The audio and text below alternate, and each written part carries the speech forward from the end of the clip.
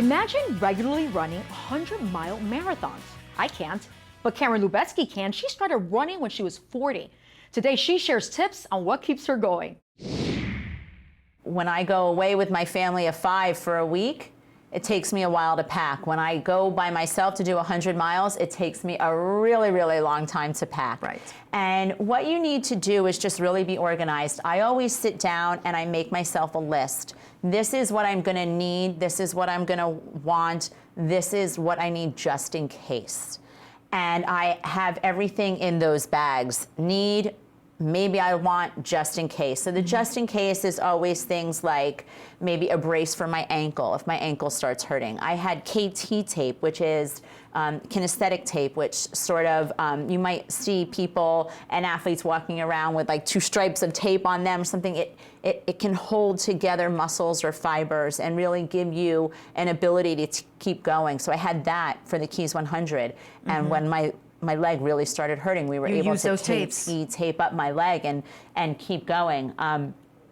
So you want to always be really, really, really prepared. So for 100 miles and for 135 miles, yeah, let's focus on the 135. Yeah. So one of the most important things that I'm doing right now is every run that I'm going on, I'm wearing long sleeves and long pants. And I know I'll see people and they're looking, they're like, what is Especially she since you're going to be in like the hottest. Yeah, so I'm just trying to sort of get my body used to being overheated and pushing through overheating.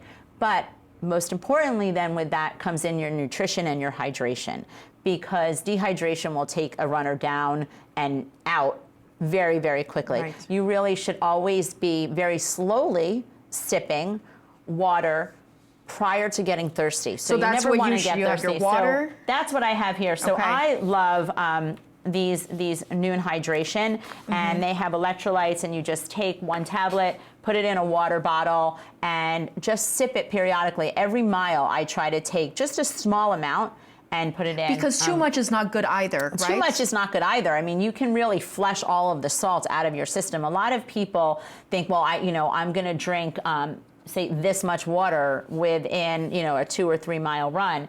And number one, it's gonna all sit in your stomach, and then the blood is gonna start flowing to your stomach as opposed to your legs, where you really need the blood to be flowing, and you're gonna get GI distress. GI distress is a really big problem with runners, and most of the time it's what you're taking in, and that you're taking in too much. How much you take in really is dependent upon your body weight, but what I try to do is I try to take in about 100 calories an hour when I am racing in ultra distance. Right. Because you never want to get to the depletion level, because once you're at the depletion level, it's very hard to get yourself back up. To come back up. And the most important thing is planning, planning, planning. And like you plan to eat those Uncrustables there. You know what I found out today is actually National Peanut Butter and Jelly Sandwich Day. Are you serious? I didn't know that until someone told me earlier I'll have to have my Uncrustables at home. So to me, this is my always go-to Uncrustables. They come in little individual wrapped packages and they come frozen. And I always wear shorts with pockets on the side so I can put things in my pockets, and I always have an Uncrustables there. And you can just open it and eat half, eat the whole thing. And it's your perfect balance of carbs and protein, which is what you really need to keep you going. Now let's talk about the most important tool that you need, which is the shoes. My the right shoes, absolutely. And you were saying, actually, we were off camera, and you were saying that you can go, you should be replacing your shoes after 300 miles. Yes. And in your case, I mean, that's nothing. It's going to be in about 3 weeks. Right. So running shoes really should be replaced every 300 miles. You can see that it's important that you have good treads here. What they do is they absorb the shock. And when you're running, especially for long distances, every time you pound, it's reverberating up your leg.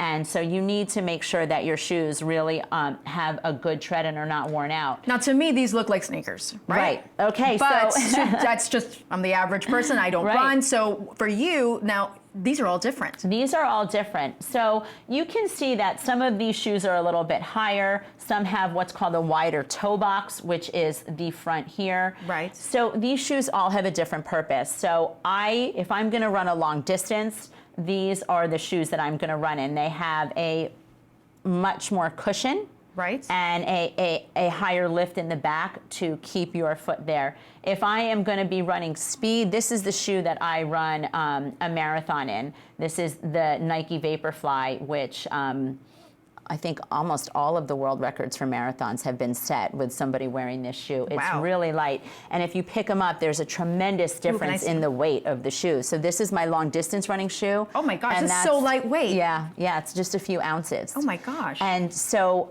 I'm never going to train in this shoe because it's not going to give me a lot of support because it is so light, but it will help me get a lot of spring off the ground. And so I race in that shoe and I train in this shoe. Okay, but we only have a couple minutes, and there's really something important I want to bring up is that you actually mentor your son, correct? I do. As an athlete? Yes.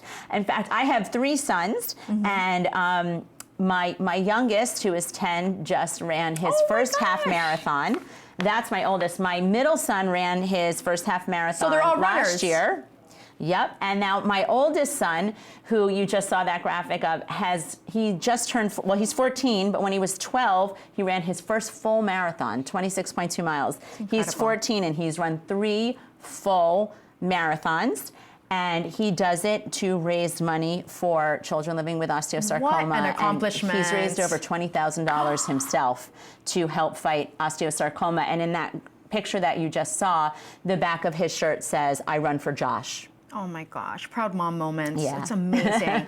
And again, if you just tuning into the show, we were talking about Josh, and Josh is actually 3 years without the osteosarcoma, correct? Yes, he just celebrated this week, no evidence of disease for 3 years. Oh my God, it's incredible. There we have him there. Yeah, and there's Josh. We call him Super Josh. Of course. There's Josh fighting. He, the bravest boy you can ever meet. And always, always with a smile on his face. For more ways to get started or ideas to keep running, you can watch other videos from the Health Channel on our website, allhealthtv.com.